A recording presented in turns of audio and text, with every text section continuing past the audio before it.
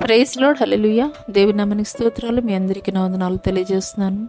ఈ దినం కొరకు దేవుడు సిద్ధపరిచినటువంటి మాటలు, ప్రియ సహోదరి సహోదరుడా, నువ్వు దేవుడి సన్నిధిలో చేసేటువంటి ప్రార్థన కేవలం నీ యొక్క భౌతిక అవసరతలు తీర్చు నిమిత్తమే దేవుని ప్రార్థించేటువంటి ప్రార్థనగా ఉన్నదా?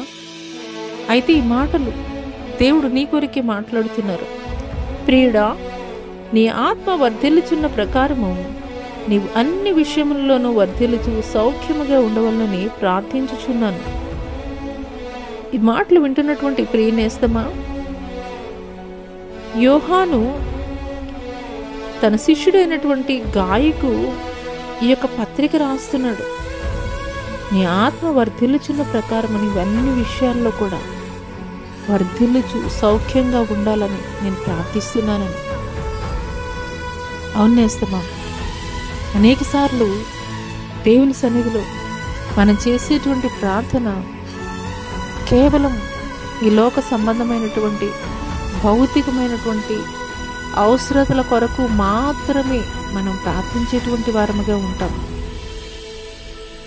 కానీ ఇక్కడ యోహాను భక్తుడు తెలియజేస్తున్నాడు, నీ ఆత్మ వర్ధిల్లింపజేసినట్లయితే కనుక నీకు ప్రతి అవసరతను కూడాను దేవుడు తీర్చేటువంటి వాడిగా ఉంటాడని. ఈ మాటలు దేవుడు నా కొరికే మాట్లాడుతున్నారని నీవు విశ్వసించగలిగినట్లయితే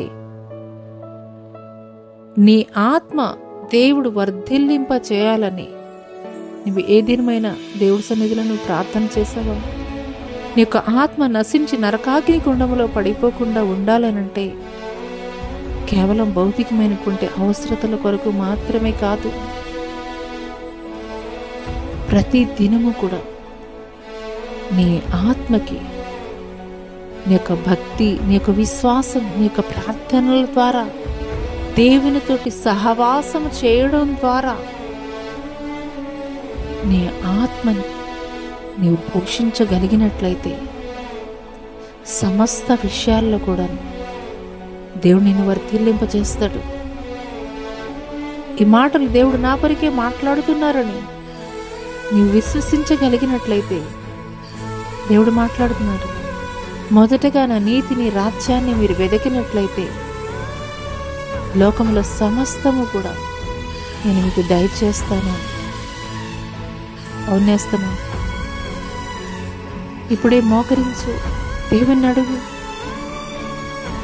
దేవా, ఈ దినము నుండి కేవలం నా యొక్క భౌతిక అవసరతల కొరకు మాత్రమే కాదయా, నా యొక్క ఆత్మ నశించి నరకాగ్ని గుండములో పడిపోకుండా ఉండాలనంటే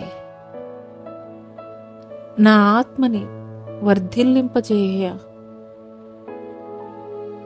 ఈ రీతిగా నువ్వు అడగగలిగినట్లయితే సమస్త విషయాలలో కూడా దేవుడు నిన్ను ఆశీర్వాదానికి కారణముగా అనేకుల ఎదుట ఘనముగా దేవుడు నిన్ను నిలబెట్టబోతున్నాడు.